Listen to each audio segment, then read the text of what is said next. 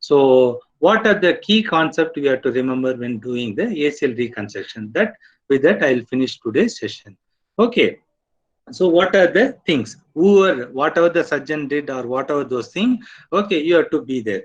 When they use the patellar tendon autograft techniques, the patellofemoral forces should be reduced because that may irritate during the progressive resisted exercises. And there is more chance of patellofemoral pain. Okay, so when the patellofemoral tendon graft is used, there is more chance of patellofemoral pain or the anterior knee pain. So only many of them, they won't prefer this technique. Okay, if that is there, pain will be there or pain can arise. You can think of some modalities, and patellar taping is shown to be very effective for this type of people to reduce the stresses on the thing. Okay, and consider alteration in the knee flexion angle to the comfortable thing 45 to 60 degrees. Okay, so when the thing is there, you have to think, and the assessment should be there, and neuromuscular electrical stimulation treatment should be there. So even ACL injury is there, or ACL reconstruction is there, this NMES is going to be the very, very important thing for us. Okay, so keep just remember this thing. They are more prone for patellofemoral pain, and patellofemoral forces you have to reduce. Otherwise, this may lead to this, and you have to think of NMES thing. Okay, hamstring tendon autograft, no resisted hamstring strengthening exercise till 12 weeks. Okay, whatever those things, don't do any form of resisted hamstring strengthening exercises till 12 weeks. That you have to remember.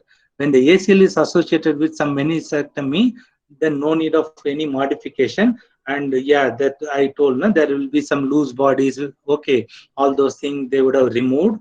But even though there will be some damaged menisci, that may lead to that won't allow the patient to take more load. So you have to think like the patient tolerance and specific protocol here, and otherwise it will be the common protocol. Okay, when there is a meniscal repair, no weight bearing flexion beyond 45 degrees for 4 weeks. This is very, very important. Okay, so whatever those things here, some, because why beyond 45 degrees, some people they won't allow at the 0 degree, or they won't allow the non-weight bearing only for 4 weeks, but some people will allow. Whatever the golden rule is, no non-weight bearing beyond 45 degrees for 4 weeks. Don't do that. When you do that, that is going to create some problem at the repair. Okay, weight bearing in full extension is allowed. Okay, and the quadriceps isometric can substitute for the weight bearing exercises. Okay, so again what they are telling, multi angle you can do, which can substitute for the weight bearing exercise. And if the machine is there, you can use this one.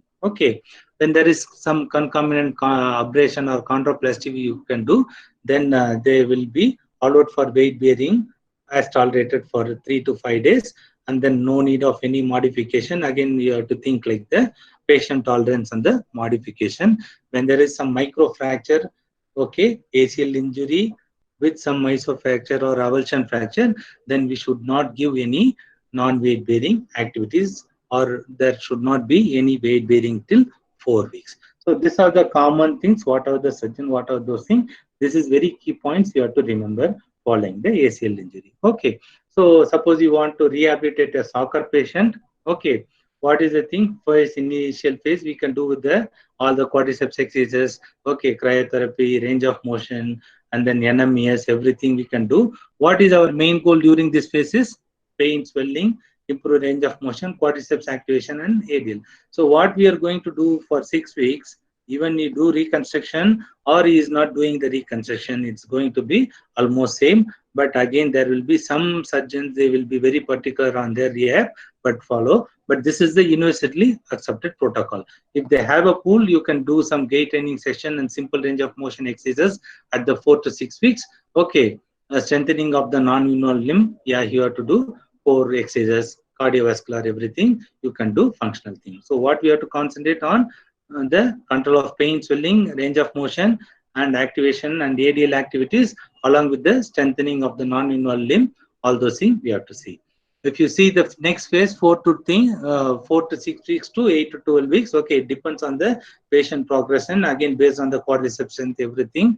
So what is the thing, how we can enter this phase? When there is minimal or no pain and swelling. So see, what are those things? So don't think I know the CKC more, I do this, that, nothing. When the patient swelling pain is not there, then you can go. Doing with the activity, the pain is increasing, swelling is increasing, you are doing excessive load to the structure, come out of that, reduce the force, try to modify that and then try to get. Okay, so keep in mind, whatever you do, the pain and swelling is the indicator for you people. Okay, so when that thing is giving more worsening symptom, you are doing something. The knee is not ready to take the stresses, even rehabilitation, without the surgery also, with surgery also, this you have to keep in mind. Okay, so when these things are there, then you can go. And the near full range of motion, maybe around some 120, 30, whatever those things, or more than 100, we can go for this phase also. Patellar mobility should be good following the reconstruction, and control of the quadriceps, proprioception should be good, and the gait pattern should be normal. So this may take, following a surgery, 4 weeks to 12 weeks. See, very broad range. So this, it's not time dependent for me. Okay, when these criteria are there, you jump into the thing and then do. But don't be in a hurry thing, because always just try to wait and what. Don't put everything on the single day. See that thing, graduate thing. If you keep going, you are going to be successful. Suppose he is a soccer, then that soccer specific neuromuscular thing, what we made in the wobble board or this thing, and try to tell them to kick the ball, small activities you can do along with the perturbation training. Okay, we have to go for the core cardio, and then this thing. Okay, again some water is there, you can go for flexibility, range of motion in the exercises. Okay, and again this after 12 weeks. Okay, so whatever the early rehab or whatever the best rehab you can do, it will be at the 8th week or at the 12th week. Okay, and this phase can go till 6 months. That is the thing for the proper rehab. Okay, so following the reconstruction also, this is the thing what we follow. There should not be any pain or swelling, range of motion should be there full, and good neuromuscular control should be there, and this quadriceps index more than 75% when compared to the contralateral limb, and the tuck jump, this thing, hop test should be proper, and the tuck jump criteria should be proper. Okay, without this, don't try to go for this thing. So sir, how I can able to hop that thing when the patient has reconstruction, my surgeon is not there? Then we can't without these features, because we are doing at the 3rd month. After the 3rd month, with the good quadriceps index, with this thing, if you are not there with hop test and jump thing, your landing techniques, you are not familiar, or you are not doing for that patient, you are going to miss something, because they may go again for some re-injury also. Okay, so this criteria should be there. After 3 months, you have to do this to make them fit for that thing.